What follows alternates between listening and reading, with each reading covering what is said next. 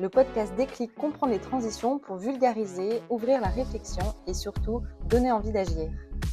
Bonjour et bienvenue dans le podcast Déclic comprendre les transitions dans lequel nous explorons les coulisses des transformations numériques, environnementales et managériales des individus et des organisations. Alors aujourd'hui, on est ravis de pouvoir recevoir dans Déclic Catherine Barba. Bonjour Catherine. Bonjour. Donc, tu es pionnière du web et du e-commerce, comme on disait en préparant l'interview. Tu es serial entrepreneur en France et aussi aux États-Unis. Tu es accompagnatrice de start-up de renom. Tu es aussi autrice engagée, on en parlera avec le livre que tu as publié. Tu es jurée aussi de l'émission Qui veut être mon associé sur M6. Et tu es fondatrice de l'école de vente Envie depuis 2022. Mais Donc, on va non, je essayer t'ai d'aborder... plus, ça suffit maintenant, tout ça.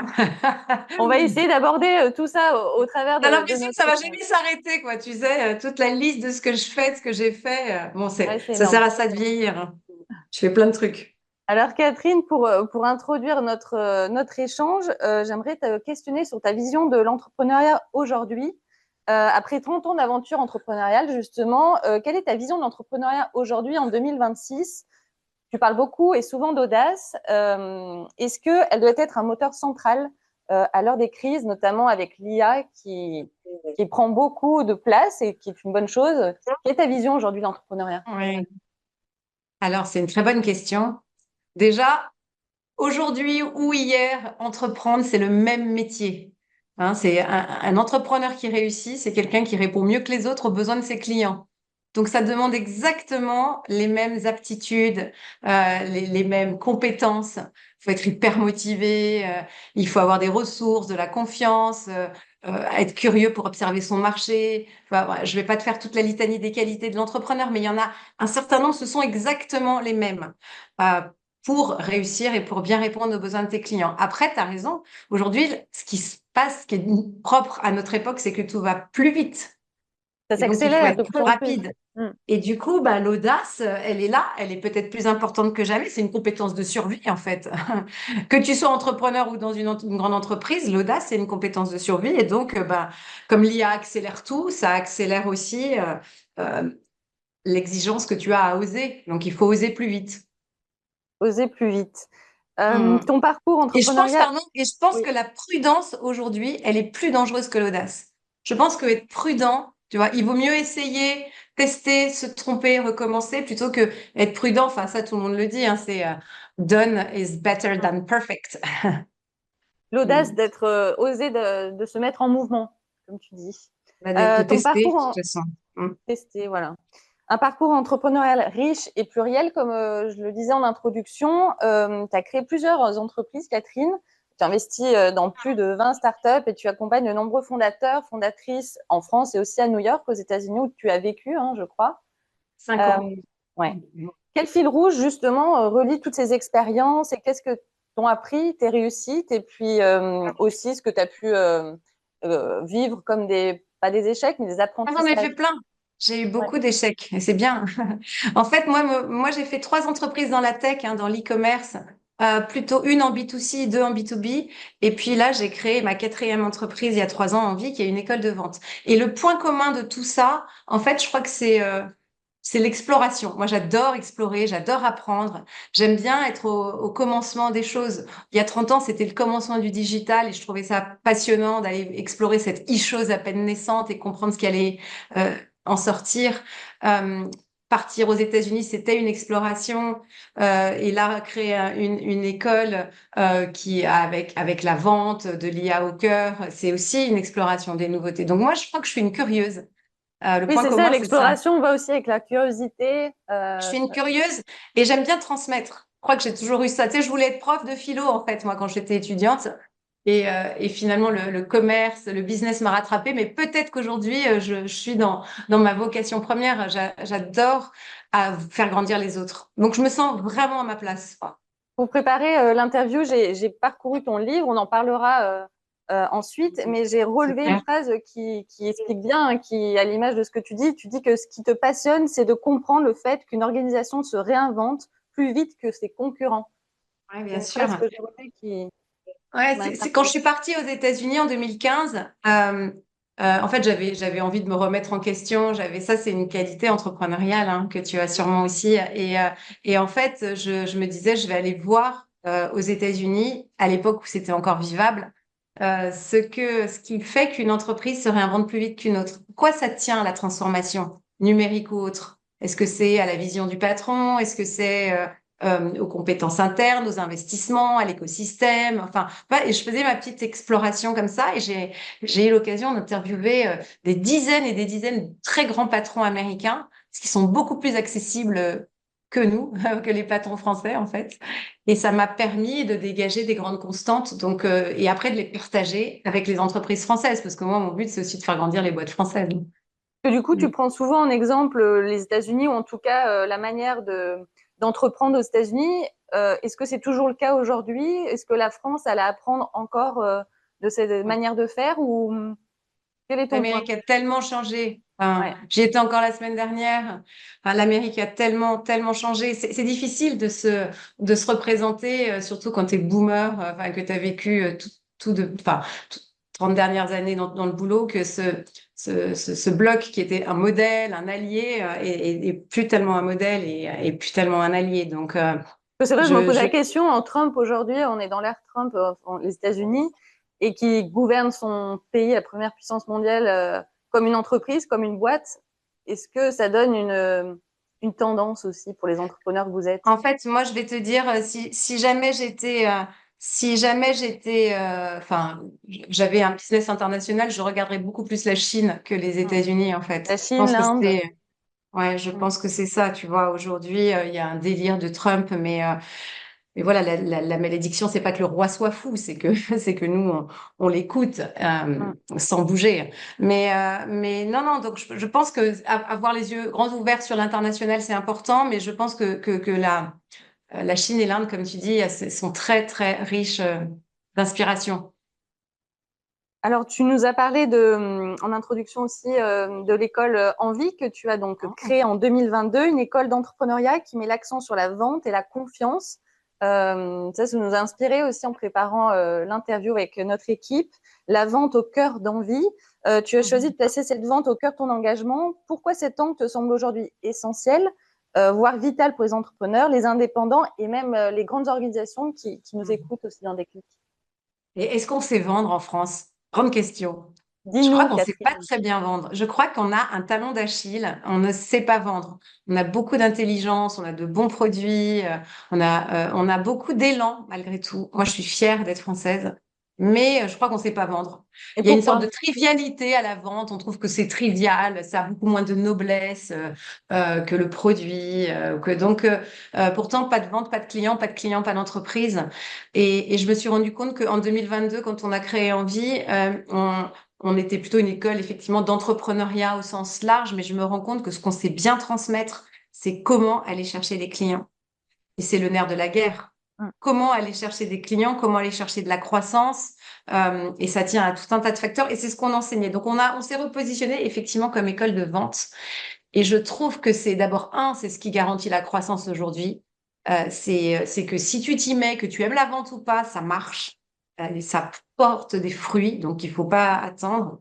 Et puis je pense aussi à l'ère où tout est IA, tout est On mécanique, va il en y a quand parler. même des choses qui sont très, très propres à notre condition d'humain. C'est la capacité à écouter, à convaincre, à tisser du lien, à créer de l'émotion.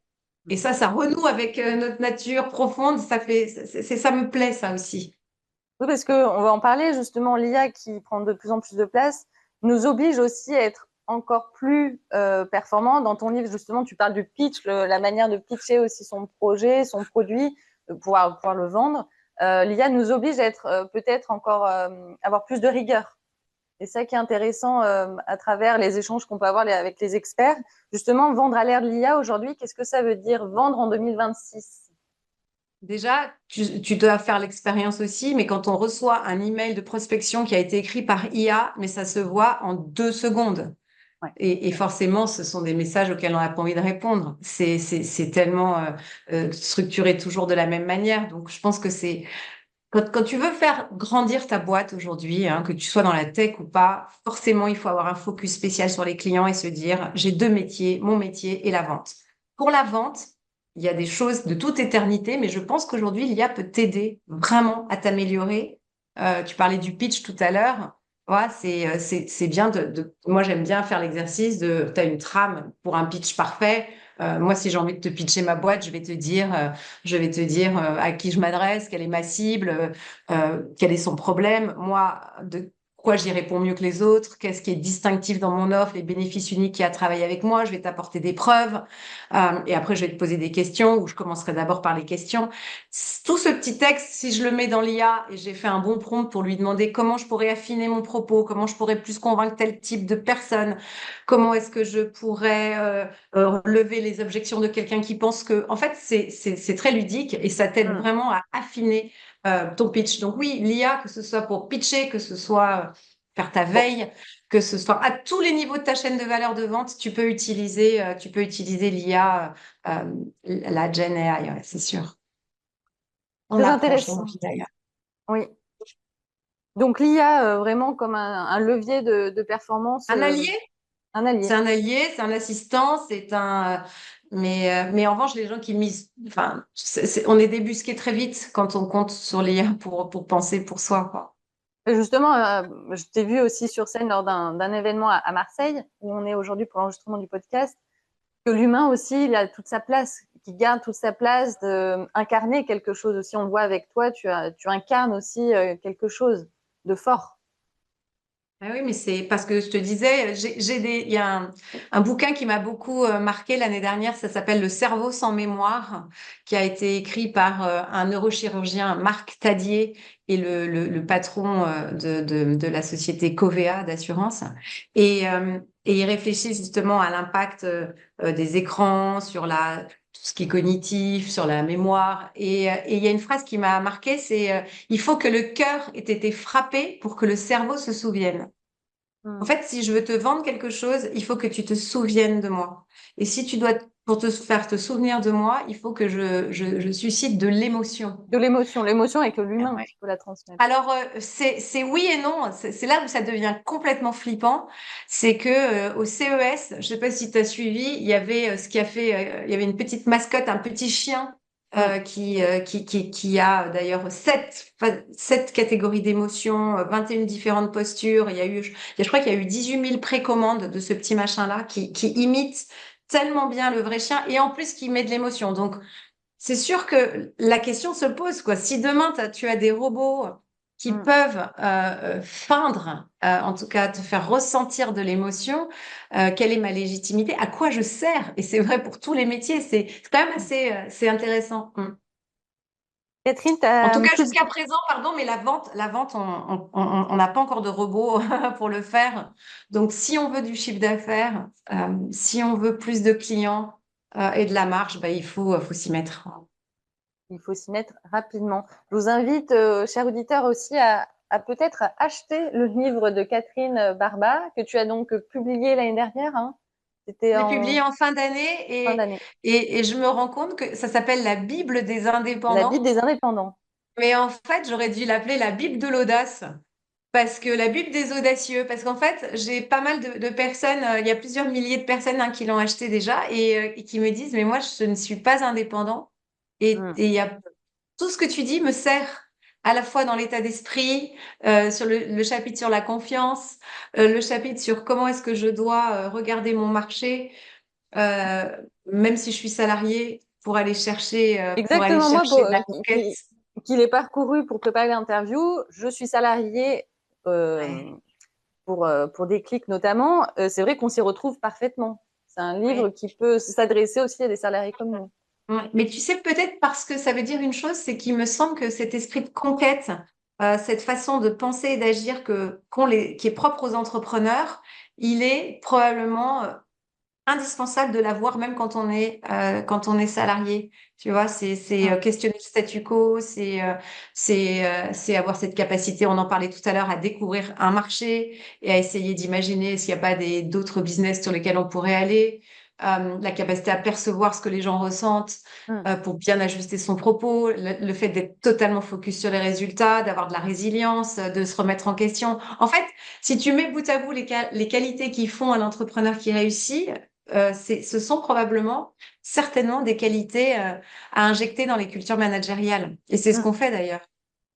Alors justement, c'est un livre mode d'emploi aussi, parce qu'il y a des Ouais. exercices qui sont très utiles, que vous soyez indépendant, chef d'entreprise, salarié. Hein, je trouve que ça peut aussi s'adapter dans la vie privée aussi, vie pro, vie perso. Hein, c'est assez intéressant. Et dans l'introduction, justement, il y a une phrase que j'ai envie de partager avec les auditeurs qui fera écho à ce qu'on conclura. Tu écris dans un monde qui change à toute vitesse, j'ai l'intime conviction que les carrières linéaires sont vouées à disparaître. C'est parce que croire en soi, en ses capacités d'adaptation est essentiel, s'apprend et se travaille que j'ai voulu écrire ce livre. Ah, si bien, ça me plaît, je suis d'accord.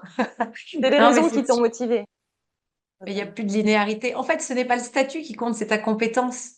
Donc, quelle compétence tu décides aujourd'hui de nourrir pour être, pour la partager déjà, et puis pour créer de la valeur. Et ça, c'est indépendant du statut. Et peut-être demain, toi aussi, tu seras entrepreneur et tu redeviendras salarié. Je pense que c'est ces carrières boomerang auxquelles on est appelé, Justement, bien je sûr. le suis, je le suis. Et il y a Et un c'est la passage dans chose. ton livre où tu écris que aujourd'hui les carrières, on a besoin d'avoir du sens et qu'on peut aussi avoir plusieurs casquettes. C'est ça qui est intéressant et je me suis bien retrouvée. Eh ben, écoute, je suis ravie. Merci beaucoup d'avoir fait Merci ce beaucoup, focus sur le Catherine. livre. Ça me touche beaucoup. Oui, Et il était. plein de bonnes choses à toi Oui, et aux merci beaucoup. auditeurs. Merci beaucoup. À très bientôt sur Déclic. À bientôt.